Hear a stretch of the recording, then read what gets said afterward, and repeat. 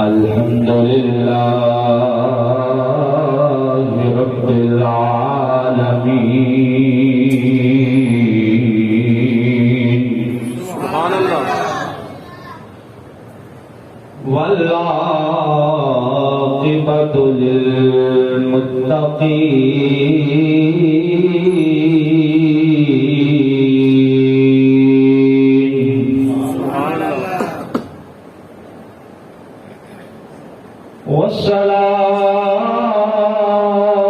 والصلاة والسلام على سيد الأنبياء والمرسلين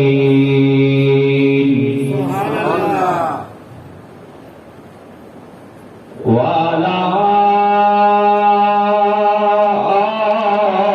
آله الطيبين الطاهرين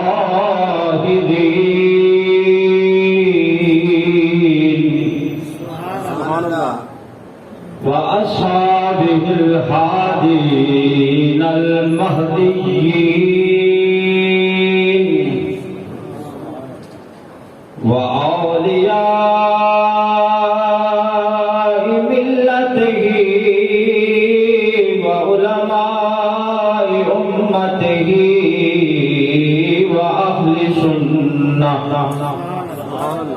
وأهل سنته أجمعين أما بعد فأعوذ بالله من الشيطان الرجيم بسم الله الرحمن الرحيم إن الله مع الصابرين آمنت بالله صدق الله مولانا العظيم وصدق رسوله النبي الكريم الأمين الصلاة والسلام عليك يا رسول الله وعلى آلك وأصحابك يا حبيب اللہ. مل کے درود پاک پڑھیں. الصلاة والسلام علیک یا شفیع المذنبین وعلى آلك وأصحابك يا رحمة للعالمين.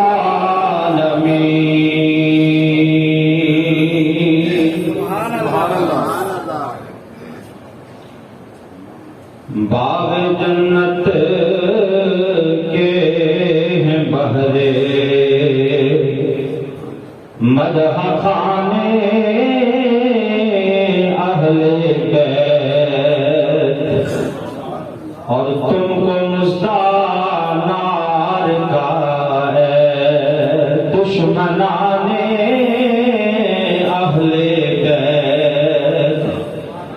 تم کو مستانار کا ہے دشمنان اہل بیت. اہل بیت پاک سے غصاکیاں بے باکیاں. اہل بیت پاک سے غصاکیاں بے باکیاں. لعنت اللہ علیکم. سب کہو لعنت اللہ علیکم دشمنان اہل بیت. لعنت اللہ علیکم دشمنان اہل بیت.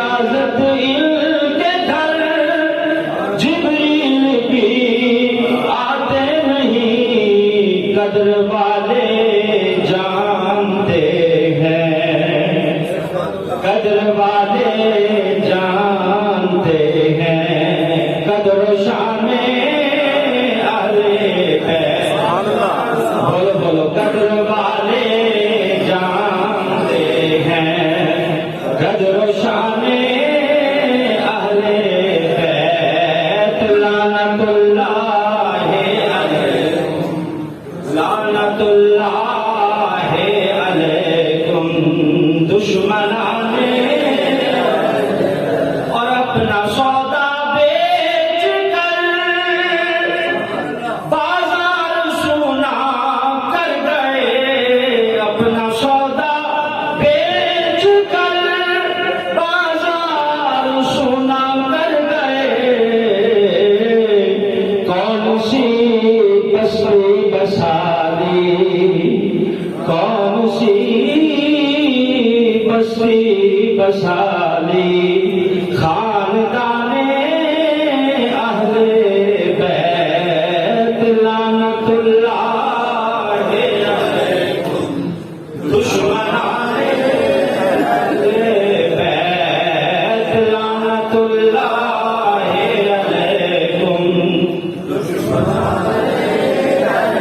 اور کس شقی کی ہے حکومت، ہائے کیا اندھیر ہے، کس شقی کی ہے حکومت، ہائے کیا اندھیر ہے، دن دہاڑے لٹ رہا ہے، دن دہاڑے لٹ رہا ہے، کاروانے اہل بیت لعنت اللہ علیکم،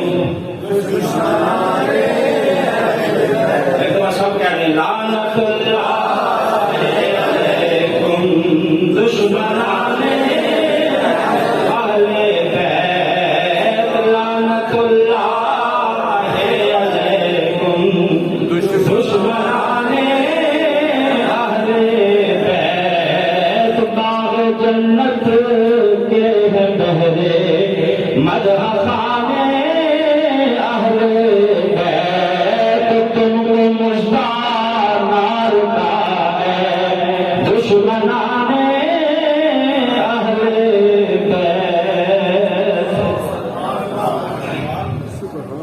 عزیز و محترم سامعین حضرات، 11 محرم الحرام ہے، یقیناً آج ہم کربلا کے ان عظیم نفوس قدسیات کو خراج عقیدت و محبت پیش کرنے والے ہیں، جنہوں نے مال و زر کے لیے نہیں، کسی اپنی ذاتی دشمنی کی بنا پہ نہیں، کسی ملک کی حکومت لینے کے لیے نہیں، بلکہ اللہ کے دین کے لیے اپنی جانوں کے نذرانے پیش کیے۔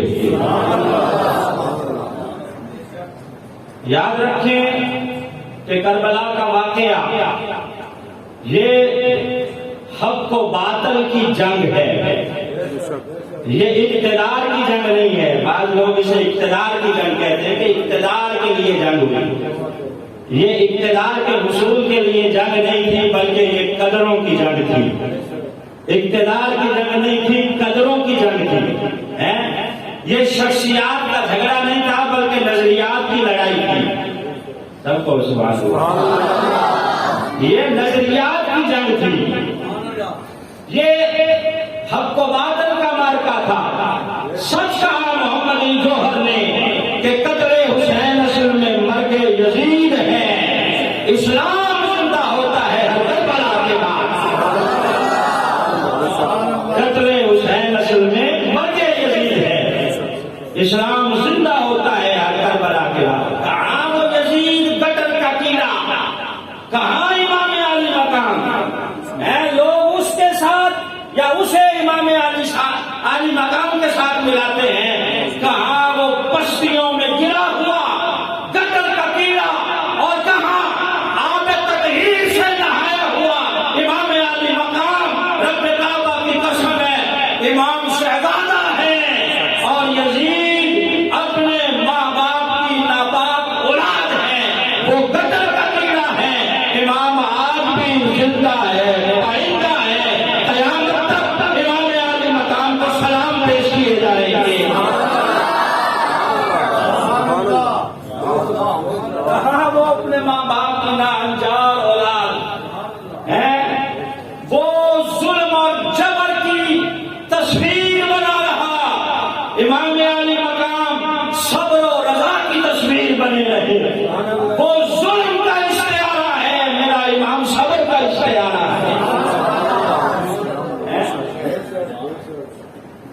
اس نے ایک حج کیا زندگی میں. وہ بھی کس طرح؟ جب حج کے لیے آیا تو سفر کو آسان کرنے کے لیے گانے بجانے والی خواتین کو ساتھ لایا، اباش لڑکوں کو ساتھ لایا، ساتھ عیاشیاں کرتے ہوئے آیا. جب آیا حج کرنے کے لیے تو رقص و سرور کی محافل منعقد کرتا ہوا آیا. ایک حج اس نے کیا. رب کعبہ کی قسم ہے، میرے امام نے 25 حج سواری ہونے کے باوجود پیدل کیے ہیں. 25 حج سواری ہونے کے باوجود پیدل کیے ہیں. تو کہاں اس کے ساتھ ملاتے ہوئے امام علی مقام کو، جب اسے ملاتے ہو میرے امام کے ساتھ ہیں.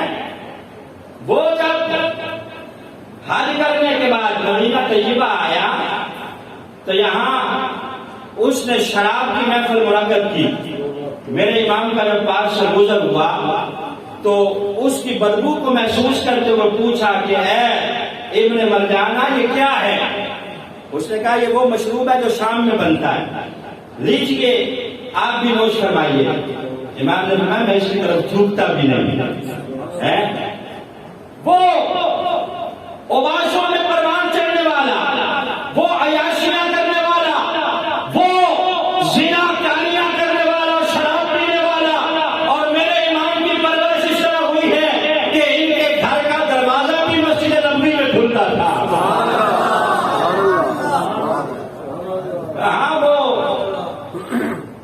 اور کہاں امام علی مقام کہ میرے امام کے گھر کا دروازہ بھی مسجد نبوی میں کھلتا ہے. وہ بیٹھا رہتا ہے، شراب کے نشے میں دھت رہتا ہے، عیاشیاں کرتا ہے، کبھی کہیں بھٹکتا پھرتا ہے، کبھی کہیں بھٹکتا پھرتا ہے.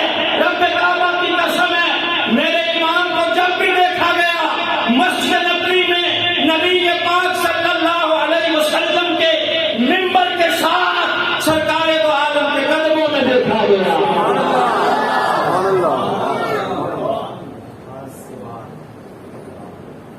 میرے امام کے ساتھ اسے ملاتے ہو اور پھر کائنات نے یہ منظر بھی دیکھا. نبی پاک صلی اللہ علیہ وسلم سجدے میں ہیں، امام علی مقام آ کے پشت پہ سوار ہو جاتے ہیں. صحابہ کہتے ہیں ہم بھی سجدے میں تھے، سرکار امام تھے، ہم مقتدی تھے، اب سجدہ لمبا کیا جا رہا ہے. ہم حیران تھے کہ سرکار سجدے سے سال کیوں نہیں اٹھاتے، یہاں تو وہی آ رہی ہے یا اللہ کا حکم آ گیا ہے. صحابہ کہتے ہیں پھر ہم نے جب کنکھیوں سے دیکھا یوں سر اٹھا کے تو دیکھا نواسہ رسول، شہزادہ رسول نبی پاک صلی اللہ علیہ وسلم کی پشت پہ سوار ہے، اور اس کی سواری کی وجہ سے سرکار سجدے کو طول دے رہے ہیں.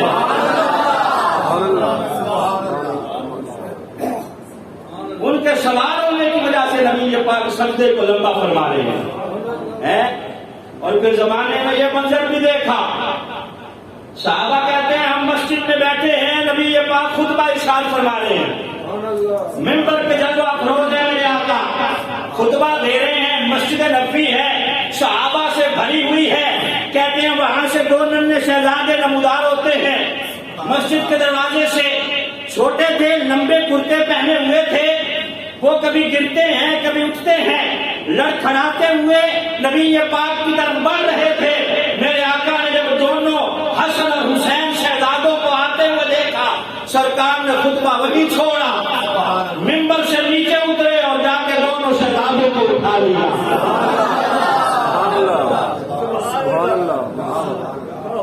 جن کے لیے خطبہ چھوڑا جا رہا ہے. میرے بچے آ رہے ہیں، میں یہاں سے اٹھ کے جاؤں تو آپ کہیں گے مولوی صاحب پاگل ہو گئے ہو، یہ خطبہ دو، پہلے جو کام ہے وہ کرو. تو کہاں وہ یزید قطر کا کیڑا، شرم آنی چاہیے انہیں جو اس کے ساتھ بھی رضی اللہ عنہ لگاتے ہیں اور اسے بھی امیر المؤمنین کہتے ہیں.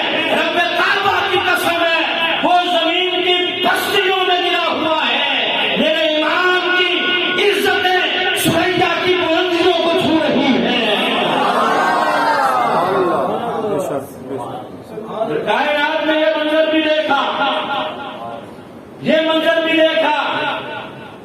کہ ننھے شہزادے امام علی مقام نبی پاک کے کندھوں پہ سوار ہیں اور سرکار کی زلفیں پکڑی ہوئی ہیں، زلفیں پکڑی ہوئی ہیں، جس طرح سواری کو پکڑ لیتا ہے کہ گرے نہ، یوں زلفیں پکڑی ہوئی ہیں۔ حضرت عمر دیکھ دیکھ کے مسکرا رہے ہیں، ہنس رہے ہیں اور کہہ رہے ہیں واہ واہ کیا سواری ہے، واہ واہ کیا سواری ہے، نعم المرکب کیا سواری ہے۔ سرکار آگے سے فرماتے ہیں کہ عمر صرف سواری نہ دیکھو، یہ بھی دیکھو سوار کتنا اچھا ہے۔ ارے تکبیر، ارے رسالت، ارے رسالت، ارے تحقیق۔ نعم الراکب، یہ بھی کہو کہ سوار کتنا اچھا ہے، صرف یہ نہ کہو کہ سواری کتنی اچھی ہے۔ سواری اچھی ہے یقیناً، اور یہ دیکھو کہ سوار بھی کتنا اچھا ہے۔ بات سمجھ آ رہی؟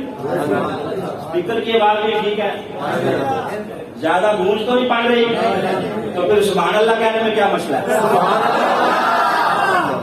بلند آواز سے بولو، یہ کہو کہ سوار بھی کتنا اچھا ہے۔ اور پھر کائنات نے یہ منظر بھی دیکھا۔ حضرت اسامہ بن زید کہتے ہیں رات کا آخری پہلے مجھے نبی پاک سے کوئی کام پڑا، میں نے کہا جاتا ہوں کاشانہ اقدس میں جا کے دروازہ کھٹکھٹاتا ہوں، کہتے ہیں میں نبی پاک کے در دولت پہ آیا، آ کے دروازہ کھٹکھٹایا، سرکار جب باہر نکلے ہیں تو میرے آقا نے ایک چادر اوڑھ رکھی ہے، یمنی چادر اوڑھ رکھی ہے، اور وہ چادر ایسی ہے کہ وہ باہر کو ابری ہوئی ہے، ابری ہوئی ہے۔ سرکار اسی حالت میں آئے، جو مسئلہ تھا میں نے عرض کیا، نبی پاک نے بیان فرمایا۔ اس کے بعد مجھ سے رہا نہ گیا، میں نے پوچھا حضور چادر میں کیا خزانہ چھپا رکھا ہے؟ یہ رات کے اس شہر چادر میں کیا چھپا رکھا ہے ذرا دکھائیے۔ اسامہ بن زید کہتے ہیں میرے آقا نے یوں جو چادر ہٹائی، ایک طرف امام حسین جو ہے وہ چمے ہوئے تھے اور دوسری طرف امام حسین لٹکے ہوئے تھے۔ ننھے شہزادے ہم بھی سکی یقیناً بچوں سے پیار کرتے ہیں، لیکن اگر کوئی دروازے پہ آ جائے تو اندر ہی بٹھا کے پھر باہر آتے ہیں، یہ آقا کی محبت ہے۔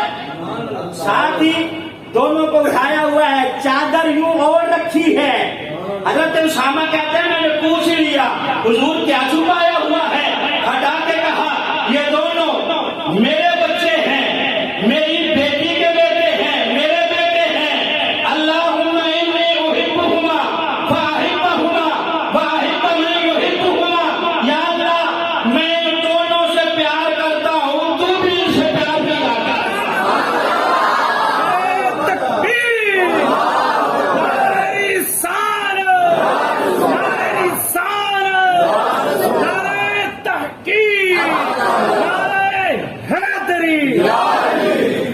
اللہم انی احبہما فاحبہما۔ اب اللہ کو اپنی محبت کا حوالہ دینے کی کیا ضرورت پڑ گئی نبی پاک صلی اللہ علیہ وسلم کو؟ اب نہیں جانتا کہ میرا محبوب ان سے پیار کرتا ہے۔ یہ ایک محبت والا انداز ہے، بتا رہے ہیں کہ یا اللہ یہ میری بیٹی کے بیٹے ہیں، میرے بیٹے ہیں، انی احبہما، میں ان دونوں سے پیار کرتا ہوں، فاحبہما، تو بھی ان سے پیار کیا کر۔ اور اگلا جملہ کیا ارشاد فرمایا؟ وَأَحِبَّ مَن يُحِبُّهُمَا، یا اللہ ان سے بھی پیار کیا کر جو ان دونوں سے پیار کرنے والے ہیں۔ یا اللہ تو ان سے بھی محبت کر جو ان سے محبت کرتے ہیں۔ آپ کرتے ہیں کہ نہیں محبت؟ ہمیں ابھی مقام سے محبت ہے نا؟ یہ آپ کس چہرے بتا رہے ہیں کہ آپ کو محبت ہے الحمدللہ۔ اللہم انی احبہما، تو وہاں نبی پاک صلی اللہ علیہ وسلم نے یہ فرمایا۔ اور حضرت حذیفہ بن یمان کہتے ہیں، حذیفہ بن یمان رضی اللہ تعالیٰ عنہ، میں کربلا کی طرف آ رہا ہوں لیکن پہلے ذرا شان بیان کروں امام علی مقام کی۔ حضرت حذیفہ بن یمان رضی اللہ تعالیٰ عنہ صحابی رسول ہیں، کہتے ہیں میں نے اپنی اماں سے کہا اماں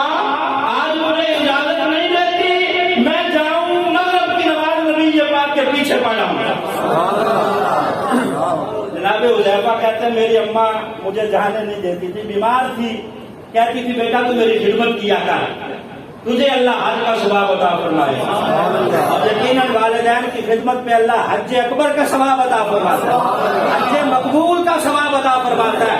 خدمت تو ایک طرف، میرے آقا فرماتے ہیں جو محبت بھری نگاہیں اپنے والدین کے چہرے پہ ڈال دیتا ہے، باپ زندہ ہے اسے دیکھ لے، ماں زندہ ہے اسے دیکھ لے، صرف محبت بھری نگاہ سے جو دیکھتا ہے اللہ اسے بھی حج مقبول کا ثواب عطا فرماتا ہے، اسے بھی حج مقبول کا ثواب ملتا ہے. اب مجھے یہ بتائیں کہ حج کا کتنا خرچ آتا ہے؟ یہاں مفت میں ثواب مل رہا ہے. تو آپ کی والدہ کہتی تھی بیٹا تو میری خدمت کیا کر. آج ضد کر لی حضرت حذیفہ نے، کہا اماں جانے دینا، آج نبی پاک کے پیچھے نماز پڑھا ہوں. اچھا پڑھا لیکن شرط ہے. کہا وہ کیا؟ کہا اپنے لیے بھی دعا کروا کے آنا، میرے لیے بھی کروا کے آنا. کہا میرے لیے دعا کروائے گا تو پھر جانے دوں گی. کہا اماں وعدہ رہا کروا کے آؤں گا. کہا جا. حضرت حذیفہ بن یمان کہتے ہیں میں آ گیا نبی پاک صلی اللہ علیہ وسلم کے پیچھے، نماز مغرب میں نے ادا فرمائی. ادا کرنے کے بعد میں بیٹھ گیا، سرکار بیٹھے ہیں، صحابہ قدم میں غفیر ہے. نبی پاک صلی اللہ علیہ وسلم اپنے معمولات میں مشغول ہیں، کسی کی جرأت نہیں ہو رہی کہ سرکار دو عالم صلی اللہ علیہ وسلم سے کوئی بات کرے. میرے آقا کے چہرے کی وجاہت اتنی تھی، روب اتنا تھا کہ صحابہ ڈرتے رہتے، جرأت نہیں کرتے بات کرنے کی. کہتے ہیں حضرت حذیفہ کے کسی کی جرأت نہیں پڑ رہی تھی، میں پیچھے ڈرا ہوا سہما ہوا بیٹھا رہا، یہاں تک کہ مغرب کی نماز کے بعد نماز عشاء کا وقت ہو گیا. اب سرکار نے عشاء کی نماز پڑھائی، میں نے بھی پیچھے پڑھی، اور دل میں سوچ بھی رہا تھا کہ ایک نماز کی اجازت لے کے آیا تھا، 2 ہو گئی ہیں، بات ابھی میں کر نہیں سکا، کام پورا نہیں ہوا، گھر جاؤں گا ماں جھڑکے گی، کیا بنے گا. یہی سوچتے سوچتے میں نے نماز عشاء بھی پڑھ لی. میں نے کہا دیکھی جائے گی جو ہوگا. نماز عشاء پڑھنے کے بعد سرکار اب خرامہ اپنے کاشانہ اقدس کی طرف تشریف لے جا رہے ہیں، گھر کی طرف. حضرت حذیفہ کہتے ہیں میں بھی نہ چاہتے ہوئے پیچھے ہی چل دیا. بعض اوقات ایسا ہوتا ہے کہ بندے کا دل نہیں چاہتا لیکن پھر بھی بندہ وہ کام کر رہا ہوتا ہے. سوچ رہے ہیں کہ کیا کروں، اب میں وعدہ بھی کر کے آیا تھا، سرکار کو جو ہے وہ میں ڈسٹرب بھی نہیں کر سکتا. پیچھے کہتے ہیں میں بھی آہستہ آہستہ نبی پاک کے قدموں پہ قدم رکھتا ہوا جا رہا ہوں. کہتے ہیں ذرا سی میرے قدموں کی آہٹ کی آواز نبی پاک کے کانوں میں پڑی. سرکار فرمانے لگے کون ہے بھائی میرے پیچھے؟ نبی پاک نے پیچھے منہ نہیں کیا. کون ہے؟ حذیفہ تو کیا میرے پیچھے حذیفہ ہے؟ حذیفہ تو کیا تم حذیفہ ہو؟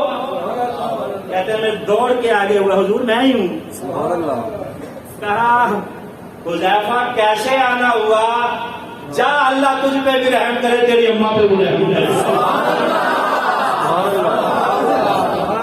ابھی کہتے ہیں میں نے بات کہی نہیں ہے لیکن یہ بارگاہ وہ ہے جو دلوں کی بولیاں بجھان لیتی ہے. یہ سمجھتے ہیں بولیاں سب کی اور یہ بنتے ہیں چھولیاں سب کی. تو آؤ بازار مصطفیٰ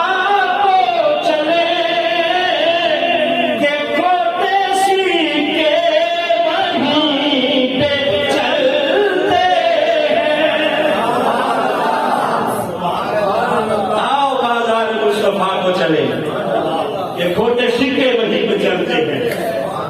کہتے ہیں میں نے کہا تو نہیں، بغیر کہیں میرا کام ہو گیا. میں نے کہا چلو شکر ہے، شکر ہے. کہنا بھی نہیں پڑا، نبی پاک نے دعا کر دی، کام ہو گیا. کہتے ہیں میں جانے لگا، سرکار نے روک لیا. حذیفہ ٹھہر جاؤ، توجہ اگلی بات جس کے لیے میں نے پوری حدیث سنائی ہے اس کی طرف توجہ کیجیے گا. حضرت حذیفہ کہتے ہیں سرکار نے روک لیا. کہا حذیفہ ابھی جب میں آ رہا تھا نا آسمان سے ایک فرشتہ آیا، سبحان اللہ، اور وہ پہلی مرتبہ آیا ہے اللہ سے اجازت لے کے. تو کیا کرنے آیا ہے؟ کہا ایک تو مجھے سلام کرنے آیا ہے، سلام کرنے آیا ہے. اب فرشتے بھی آ رہے ہیں سلام کرنے کے لیے. ہم اگر سلام پڑھ لیں تو کہتے ہیں میں سے پہلے کیوں پڑھا, بعد میں کیوں پڑھا, اس وقت پڑھنا تھا, اس وقت پڑھنا تھا. فرشتے جنہیں سلام کریں, رب کعبہ کی قسم انہیں ہمارے سلاموں کی ضرورت نہیں ہے. ہم اگر پڑھتے ہیں تو اپنی بخشش کروانے کے لیے پڑھتے ہیں. 70,000 فرشتہ صبح کو آتا ہے, 70,000 شام کو آتا ہے. جو ایک مرتبہ آیا ہے قیامت تک اس کی باری نہیں آئے گی. ایک تو یہ مجھے سلام کرنے آیا ہے, دوسرا یہ مجھے کہنے آیا ہے کہ ان الفاطمہ سیدۃ نساء اہل جنہ, کہ حضور آپ کی بیٹی فاطمہ جنتی عورتوں کی سردار ہے. دوسرا اس نے مجھے یہ بھی بتایا ہے کہ الحسن والحسین سیدہ نساء, سیدہ الحسن والحسین سیدہ شباب اہل جنہ, کہ حسن اور حسین جنتی جوانوں کے سردار ہیں. یہ مجھے خبر دینے آیا ہے کہ حسن اور حسین جنتی جوانوں کے سردار ہیں. سرکار نہ دونوں شہزادوں کو سونگا کرتے, ایسے سونگتے. صحابی کہنے لگا حضور سونگتے کیوں ہیں, بچوں کو تو چوما جاتا ہے, آپ سونگ رہے ہیں. کہا اس لیے سونگتا ہوں کہ یہ دونوں جنت کے پھول ہیں, ان سے جنت کی خوشبو آتی ہے. پھر زمانے میں وہ منظر بھی دیکھا, ننھے شہزادے حضرت امام حسین کو نبی کے پاک نے یوں ہاتھوں سے پکڑا, پکڑ کے سرکار نے ان کے پاؤں اپنے پاؤں پہ رکھے.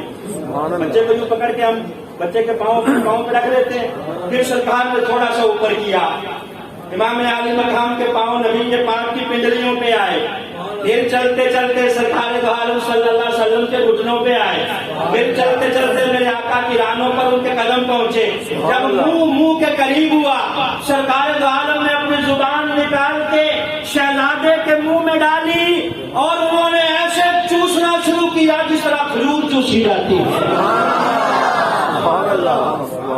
یہ محبت ہے نا میرے آقا کی اپنے شہزادوں سے. اور اس لیے کہ چوسائی جا رہی ہے, پتہ ہے کربلا کے تپتے تیلوں پر پیاس کی شدت ہوگی, پانی بند کر دیا جائے گا.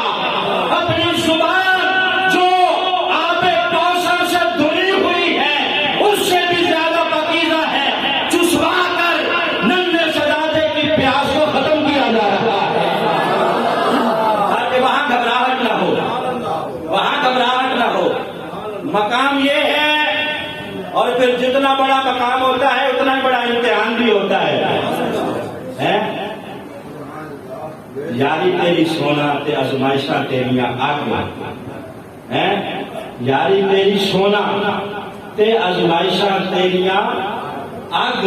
سونا پرکھیا جاندا ہے نال اگاں دے لگ.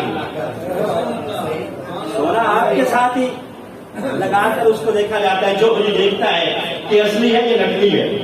جتنا بڑا مقام ہوتا ہے اتنا ہی بڑا امتحان ہوتا ہے. سن 6 ہجری آ گیا, حضرت میر معاویہ کا وصال ہو گیا, یزید تخت نشین ہو گیا, اس نے تخت پہ قبضہ کر لیا, بیٹھ گیا تخت پر. اب اس کو فکر کھائے جا رہی ہے کہ بڑے بڑے جتنے نام ہیں, حضرت امام حسین, حضرت عبداللہ بن زبیر, حضرت عبداللہ بن عباس اور حضرت عبداللہ بن عمر, کہ ان سے بیعت لوں کیونکہ یہ بڑے نام ہیں. یہ بیعت کریں گے تو چھوٹے چھوٹے خود بخود کر لیں گے, اگر انہوں نے نہ کی تو سارے میرے مخالف ہو جائیں گے. اب اس نے وہاں سے دمشق سے, وہاں سے اس نے خط لکھا یہاں, کہاں, مدینہ کے گورنر کو. گورنر مدینہ کون ہے؟ جو اس وقت مدینہ کا گورنر تھا ولید بن عقبہ. کیا نام تھا بھائی؟ ولید بن عقبہ. اسے خط لکھا, خط میں کہا کہ اس طرح پوشیدہ رکھا گیا پہلے حضرت امیر معاویہ کے وصال کو. لکھا اس میں کہ میرے ابا جان فوت ہو گئے ہیں, میں تخت پہ قابض ہو گیا ہوں, لہذا میں تمہیں حکم دیتا ہوں کہ امام حسین, عبداللہ بن زبیر, عبداللہ بن عباس, عبداللہ بن عمر, ان سے فوراً میری بیعت لو, خط پہنچتے ہی ان کو گورنر ہاؤس بلاؤ اور بلا کے ان سے بیعت لو۔ اب جیسے خط پہنچا رات کے وقت اس نے بندہ بھیجا حضرت امام علی مقام کی طرف کہ جاؤ بلا کے لاؤ۔ بیٹھے ہیں امام علی مقام مسجد میں، حضرت عبداللہ بن عمر بھی ہیں، دیگر صحابہ بھی پاس ہیں۔ آ کے اس نے پیغام دیا کہ جناب چلیے گورنر ہاؤس میں ولید بن عقبہ آپ کو بلا رہے ہیں۔ حضرت عبداللہ بن عمر کہنے لگے خیر ہے اس وقت کیوں بلایا جا رہا ہے؟ امام علی مقام فرمانے لگے مجھے پتا ہے، لگتا ہے امیر معاویہ وصال کر گئے ہیں اور یزید تخت پہ بیٹھ گیا ہے، کہا اس کی بیعت کے لیے بلایا جا رہا ہے۔ کہا جناب پھر آپ اکیلے نہ جائیں، ایسے کرتے ہیں کہ ہم نوجوانوں کا دستہ ساتھ لے جاتے ہیں۔ 14 نوجوانوں کا دستہ ساتھ لیا اور طے یہ پایا کہ باقی نوجوان گورنر ہاؤس کے باہر کھڑے رہیں گے، آپ اندر جائیے گا، اگر انہوں نے کوئی زبردستی کی تو آپ بلند آواز سے بولنا شروع کر دیجیے گا، جب آپ کی آواز باہر آئے گی تو ہم سارے اندر آ جائیں گے اور آ کے ان پہ حملہ کر دیں گے۔ اسی طرح طے ہوا۔ اب آپ 14 سپاہیوں کے ساتھ گورنر ہاؤس پہنچے۔ گورنر اندر بیٹھا ہے، امام علی مقام اندر تشریف لے گئے، اس نے خط دکھایا ولید بن عقبہ نے کہ یہ خط آیا ہے یزید کی طرف سے اور وہ آپ کی بیعت کا مطالبہ کر رہا ہے۔ امام علی مقام فرمانے لگے میں اس طرح چھپ چھپ کے بیعت نہیں کروں گا، یہ کوئی طریقہ ہے؟ اگر اس نے بیعت کروانی ہے تو وہی طریقہ اپنائے جو حضرت ابوبکر کا تھا، حضرت عمر کا تھا، مسجد میں علی اعلان کہے، اس چیز کا اعلان کرے کہ وہ تخت پہ بیٹھ گیا ہے۔ کہا مجھ سے بیعت کروا کر لوگوں کو یہ کہنا چاہتے ہو کہ امام علی مقام نے کر لی ہے لہذا تم بھی کر لو؟ کہا اس طرح میں چھپ چھپ کے بیعت نہیں کروں گا۔ اچھا، کہا جناب یہ خط آیا تھا، میرا کام تھا آپ تک پہنچا دینا، اس نے سختی نہیں کی۔ ساتھ ہی مروان بن حکم بیٹھا تھا، یہ بڑا ظالم بندہ تھا، یہ وہ شخص ہے کہ جس کے باپ پر نبی پاک نے لعنت فرمائی۔ جب یہ پیدا ہوا نا تو باپ اس کو لے کے گیا گٹی جلوانے کے لیے نبی پاک کے پاس، سرکار دو عالم صلی اللہ علیہ وسلم سے کہنے لگا کہ اس کے لیے دعا فرمائے۔ نبی پاک نے جا لے جا، یہ گرگٹ کا بیٹا گرگٹ ہے، گرگٹ کا بچہ گرگٹ ہے، اس کے لیے دعا نہیں ہے۔ وہ مروان بن حکم وہاں بیٹھا تھا، اس نے کہا گورنر سے کہ جانے نہ دینا، اگر امام علی مقام چلے گئے تو پھر کبھی تم اس پہ قابو نہ پا سکو گے، لہذا قتل کر دو۔ کان کے اندر اس نے یہ کہا، امام علی مقام نے سن لیا، آپ فوراً واپس پلٹے، کہا او ابن مرجانہ، کیا کہا؟ کانوں کے اندر خسر خسر نہ کر، اگر واقعی تجھ میں جرأت ہے تو آ میرے مقابلے میں۔ کہا تو جانتا نہیں ہے میں کون ہوں؟ کہا میں اس گھر کا فرزند ہوں جس گھر میں قرآن اترتا رہا ہے، میں کس طرح فاسق و فاجر کے ہاتھوں پہ بیعت کروں جبکہ میں اس کے گناہوں کا چشمدید گواہ ہوں، میں نے دیکھا ہے اسے شراب پیتے ہوئے، لہذا میں بیعت کر کے کیا اس کے گناہ میں شریک ہو جاؤں؟ آپ کانوں کے اندر باتیں کرنا بند کر، اگر ضرورت ہے تو مقابلے میں خیر اس کی بھی بولتی بند ہوئی۔ امام علی مقام باہر تشریف لے گئے اور اب مشورہ کیا اپنے ساتھیوں سے کہ کیا کیا جائے، اگر میں مدینے میں رہوں گا تو یزید کی بیعت کا مطالبہ زور پکڑتا رہے گا اور پھر میں ظاہر اس کے ہاتھوں پہ بیعت نہیں کروں گا، پھر وہ یہاں اپنے سپاہی بھیجے گا، نبی پاک کے شہر مدینہ میں خون ریزی ہوگی، میری وجہ سے تو میں یہ چیز برداشت نہیں کر سکتا کہ سرکار کے شہر مدینہ میں خون ریزی ہو میری وجہ سے۔ کام یہ ہے کہ مجھے مدینہ چھوڑ کے مکے چلا جانا چاہیے۔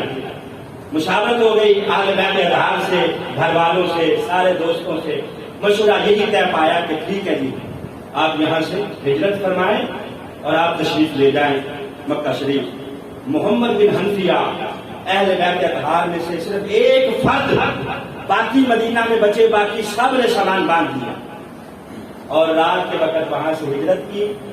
ہجرت کر کے 4 شعبان المعظم کو مکہ شریف آپ پہنچ گئے اپنے اہل بیت کے ساتھ۔ 4 شعبان المعظم کو آپ مکہ شریف پہنچے۔ اب مکہ میں آپ نے ظاہرہ رہنا شروع کر دیا۔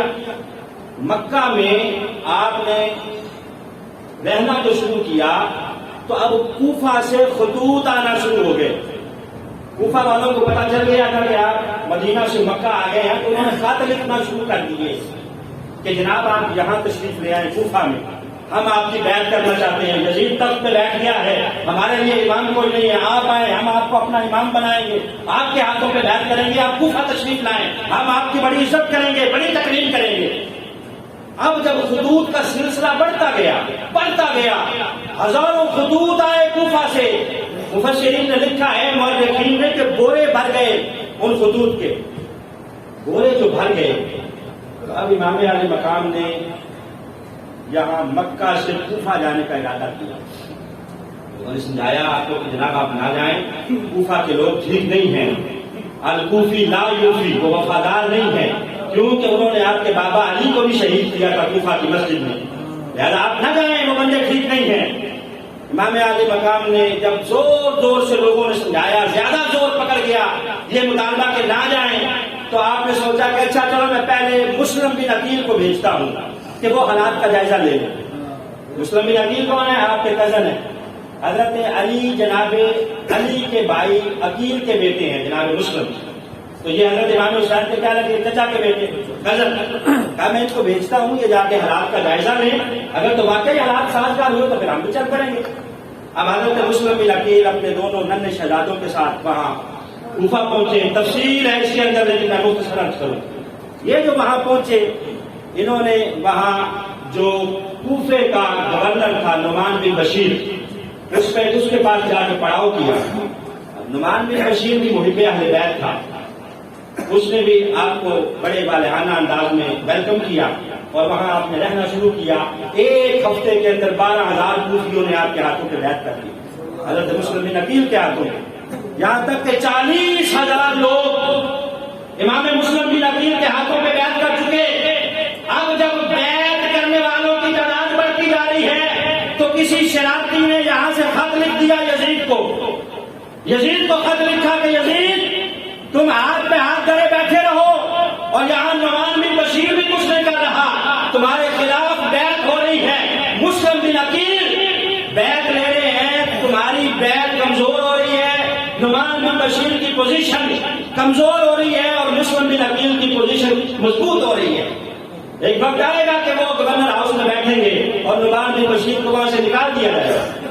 اب اس کو جب خبر پہنچی تو اس نے اب کیا کیا، اس نے یہاں سے پیغام بھیجا ابن زیاد کی طرف۔ ابن زیاد وہ مردود شخص ہے جو پہلے بصرہ کا گورنر تھا، بصرہ کے اندر اس کی تعیناتی تھی اور بڑا ظالم تھا، کسی کا لحاظ نہیں کرتا تھا۔ اس نے اس کی طرف پیغام بھیجا کہ تم بصرہ چھوڑو، فوراً کوفہ پہنچو، تمہیں کوفہ کی گورنری دی جا رہی ہے، وہاں جا کے یہ معاملہ ہے، حالات کو ہمارے مطابق کرو، جا کے وہاں لوگوں کو سمجھاؤ اور لوگوں کو مجبور کرو کہ وہ مسلم بن عقیل کی بیعت توڑ کر دوبارہ میری بیعت کریں۔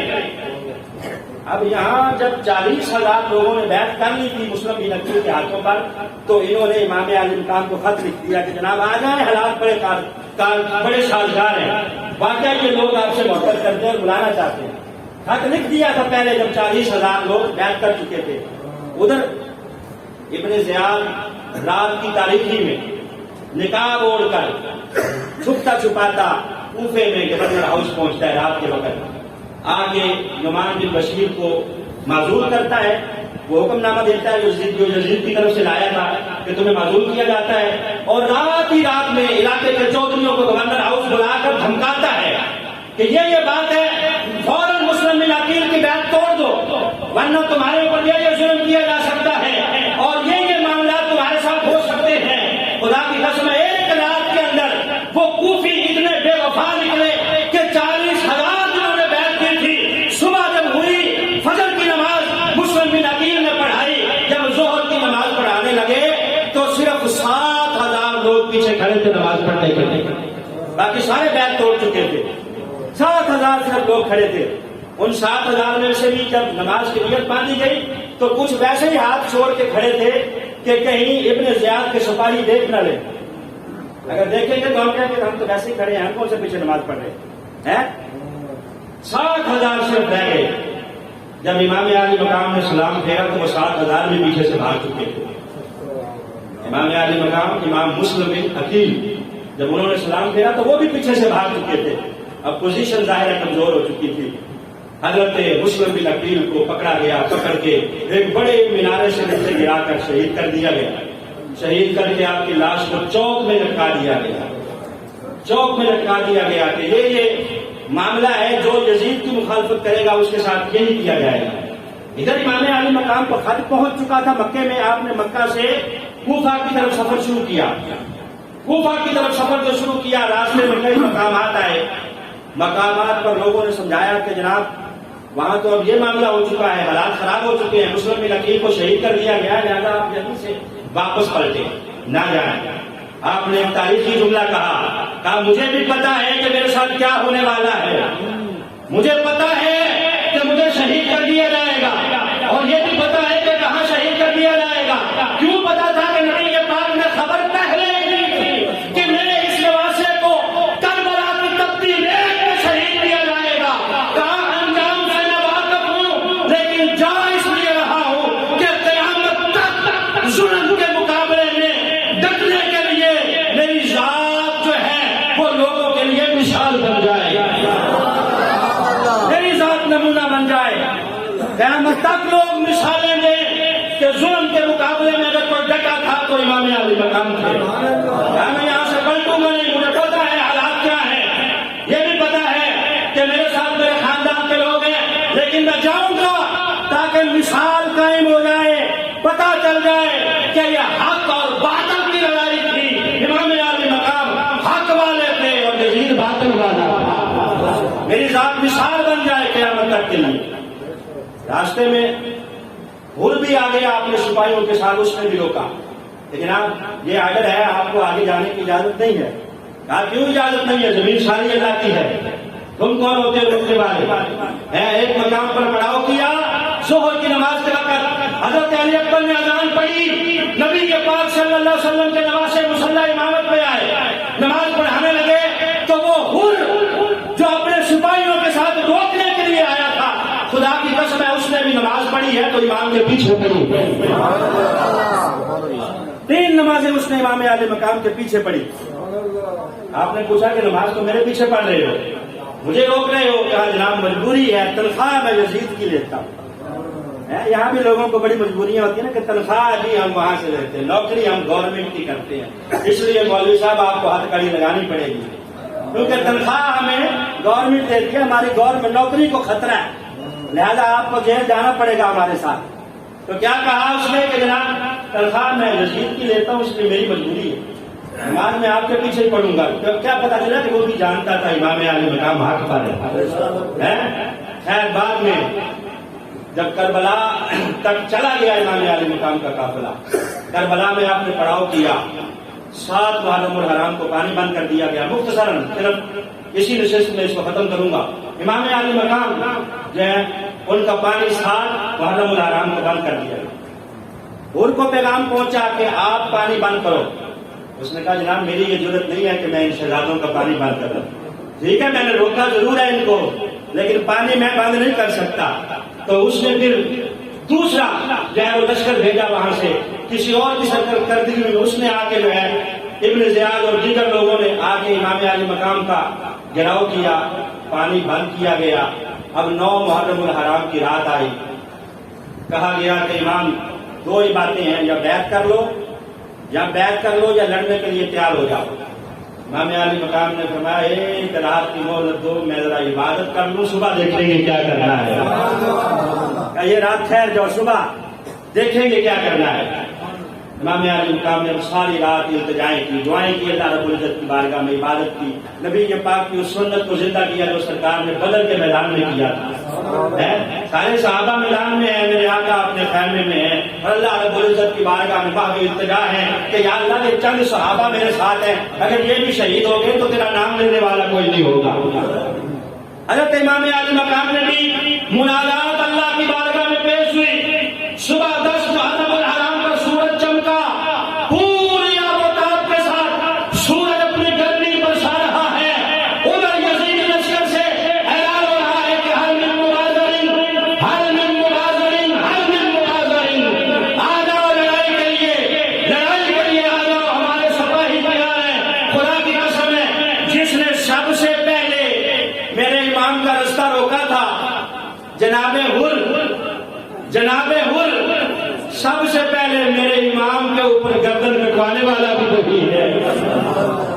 ادھر سے جب حال میں مبادلہ کا اعلان ہوا، میرے امام میدان میں نکلے، کہا کیوں ہمارے مخالف ہو گئے ہو؟ اتمام حجت قائم کیا، کہا جانتے نہیں ہو میں کون ہوں؟ یہ کون سا خاندان ہے تمہیں پتہ نہیں ہے؟ نہ واقف ہو ہم سے، نہیں جانتے کہ ہم کون ہیں؟ تقسیم ہوئی دولت دی گھر سے ہمارے۔ یہ میرے امام اپنا تعارف کروا رہے ہیں، کیا کروا رہے ہیں کہ تقسیم ہوئی دولت دی گھر سے ہمارے، اور شاہوں کو ملا تاج لگی گھر سے ہمارے۔ سبحان اللہ۔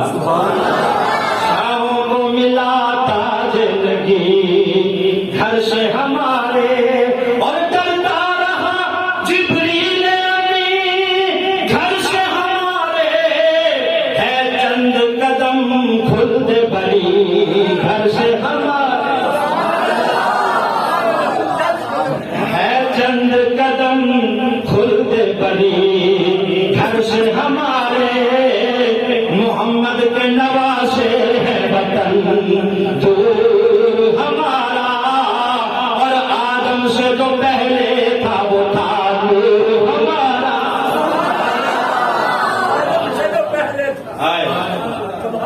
محمد کے نواسے ہے وطن دور ہمارا، اور آدم سے جو پہلے تھا وہ تھا نور ہمارا۔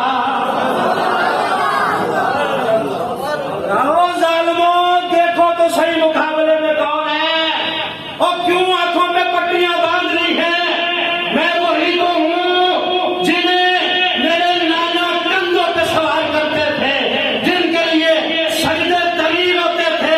کیوں اپنی آخرت کو برباد کرنا چاہتے ہو؟ دشمنی کیا ہے؟ کیوں میرے مقابلے میں آ گئے ہو؟ کسی پہ اثر نہیں ہوا ہے تو صرف ایک حر پہ ہوا ہے۔ سرکار میں حر، تو دنیا میں بھی حر ہے، آخرت میں بھی حر ہے۔ نکل کے لشکر اعداء سے امام علی مقام کے ساتھ مل گئے، اور سب سے پہلا شہید بھی حضرت حر ہے۔ اب جب سارے شہید ہو رہے ہیں، خاندان اہل بیت کی باری آ گئی ہے۔ خدا کی قسم ہے میرے امام نے کوئی پتلا جملہ نہیں کہا، کوئی خفیف جملہ نہیں کہا۔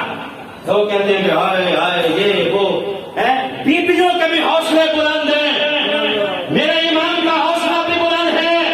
اللہ فرماتا ہے لا یکلف اللہ نفسا الا وسعها، اللہ اتنی ہی تکلیف دیتا ہے جتنی کوئی برداشت کر سکتا ہے۔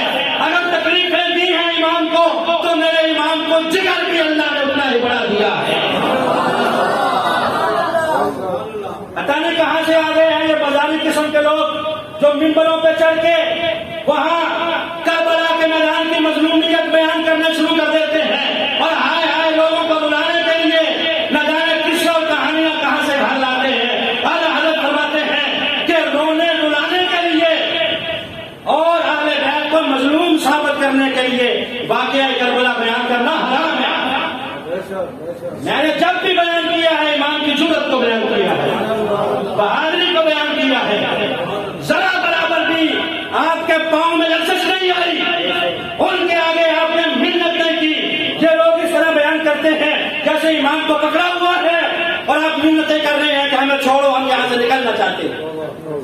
نہیں، ایک ایک لاشے کو اٹھا رہے ہیں اور کہہ رہے ہیں الحمدللہ رب العالمین، یا اللہ میں تیری رضا پہ راضی ہوں، تیری قضا پہ راضی ہوں، یا اللہ میری اس قربانی کو بھی قبول فرما دو۔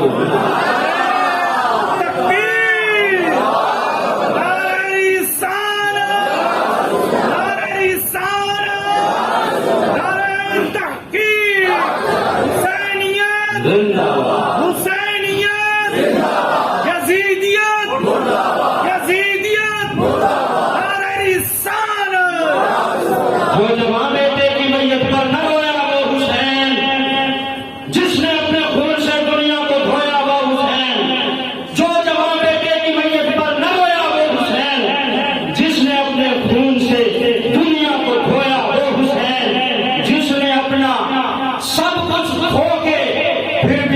کا کھویا ہوئے حسین.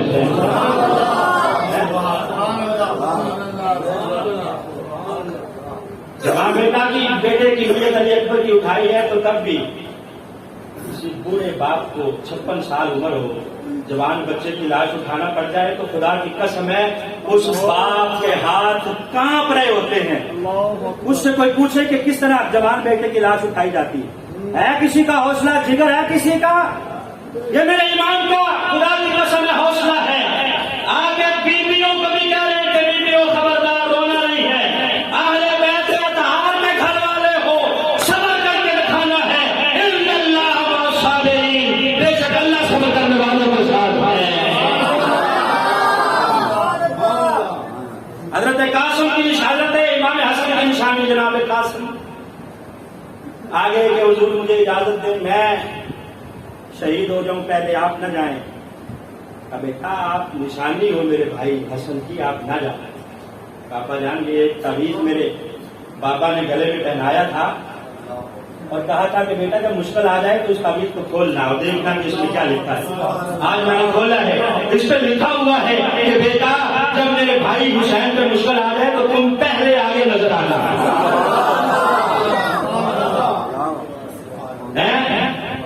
ہاں آپ نہ جائیں, مجھے جانے دیا. خدا کی قسم ہے پیاسے قاسم نوجوان نے کیا کیا ہے, 19 یزیدیوں کو واسطے جہنم کیا ہے. 19 یزیدیوں کو واسطے جہنم کر کے واپس آئے ہیں. کہا چچا جان اگر 2 قطرے پانی کے حلق میں اتر جائیں خدا کی قسم ہے یہ یزیدی اتنے بزدل ہیں میں گاجر مرغی کی طرح انہیں کاٹ کے رکھ دوں گا.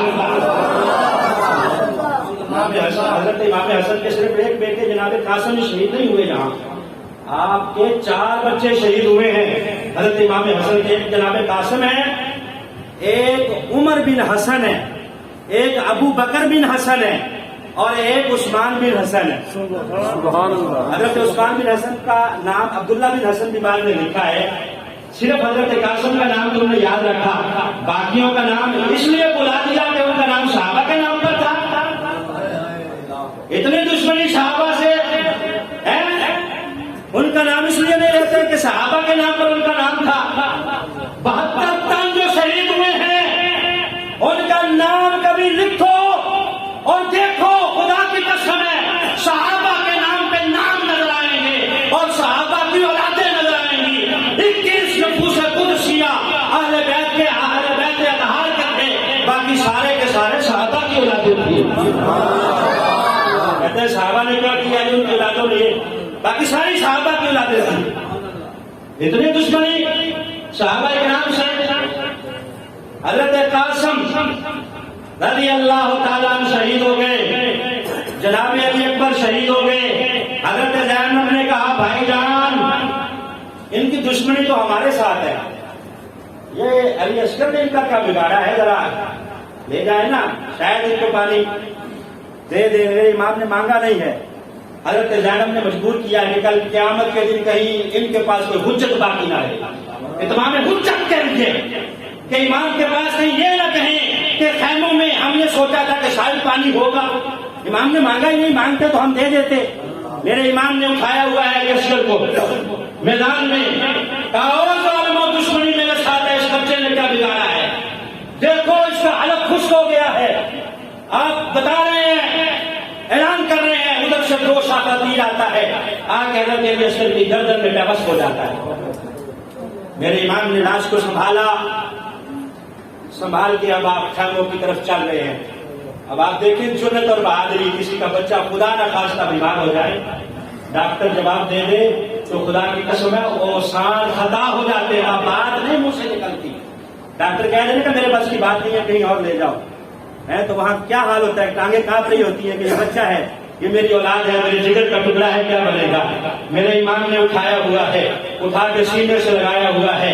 آگے جب خیموں میں تشریف لاتے ہیں کہتے ہیں بیویوں مبارک ہو, مبارک ہو, مبارک ہو, علی اصغر آب کوثر کا جام پی کے آیا ہے,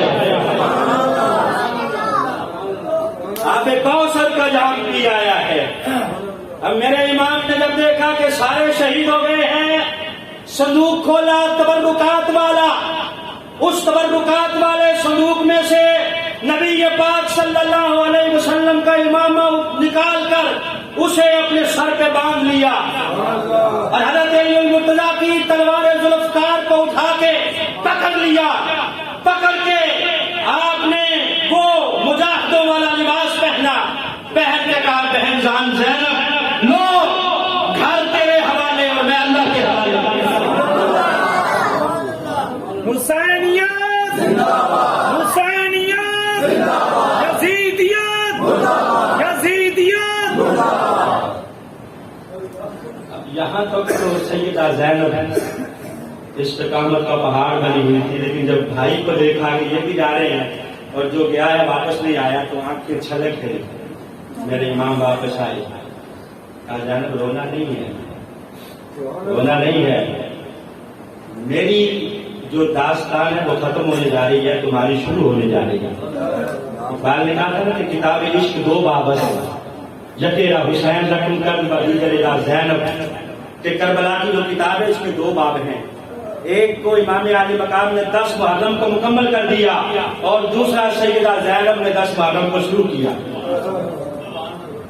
زینب گھبرانا نہیں ہے، لڑکھڑانا نہیں ہے، تم نے کافرے کو صحیح سلامت مدینے پہنچانا ہے، کہیں پر بھی تمہاری زبان لڑکھڑائے گا، جب بھی بولنا ہے ایسے گرجدار آواز میں بولنا ہے کہ سامنے والا دیکھے علی شیر خدا کی بیٹی ہے۔ بھائی جان گھبرائے نا، اگر آپ کی رگوں میں جناب مولا علی کا خون ہے تو میری رگوں میں بھی اسی کا خون ہے، اگر آپ نے سیدہ فاطمہ کا دودھ پیا ہے تو زینب نے بھی اسی کا پیا ہے۔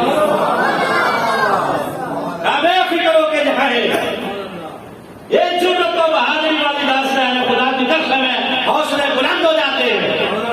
اب امام علی مقام جب نکلے ہیں آ کے پھر اتمام حجت کیا کہ خبردار میرا مقام پہچانو، دیکھو میں کون ہوں، لیکن ان کی آنکھوں پہ پٹیاں بن چکی تھی۔ اب امام علی مقام جب نکلے ہیں تلوار ذوالفقار لہراتے ہوئے، یزیدی بھی دیکھ رہے ہیں کہ یہ کون سی بکار ہے، بتاکش سوار ہے، لباس ہے پھٹا ہوا، سارا جسم نازنی چھڑا ہوا کٹا ہوا، پھر بھی ہے ہزاروں قاتلوں کے سامنے ڈٹا ہوا، یہ بال یقین حسین ہے، نبی کا نور ہے۔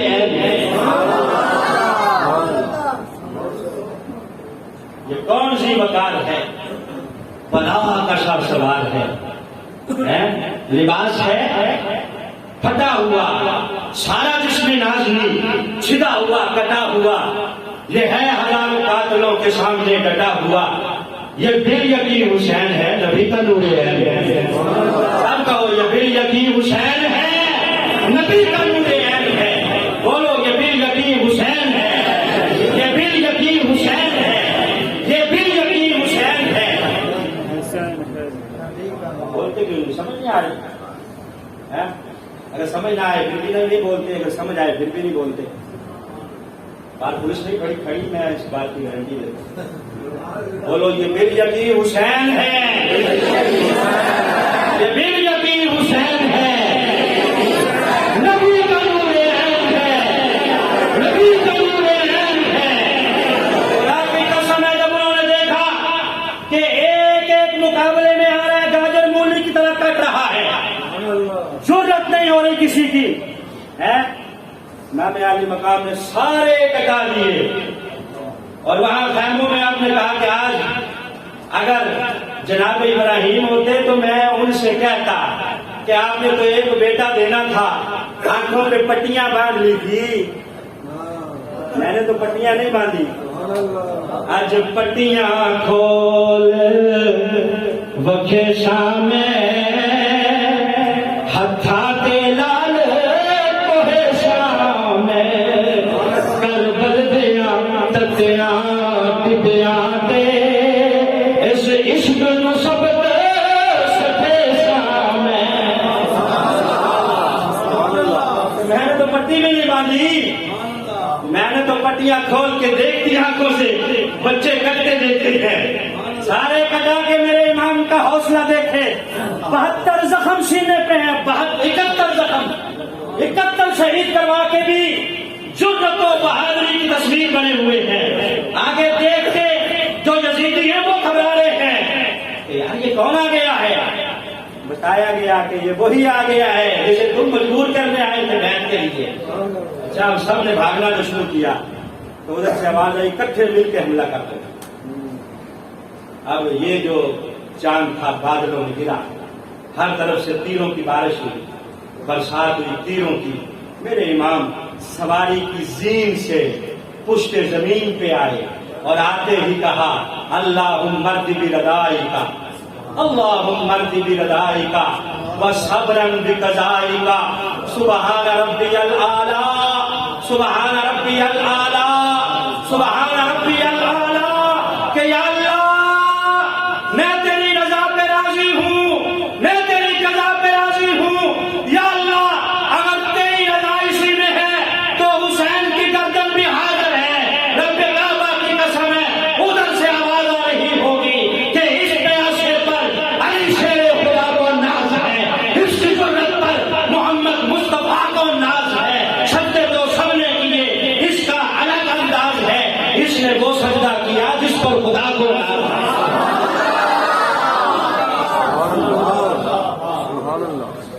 سبحان ربی اللہ،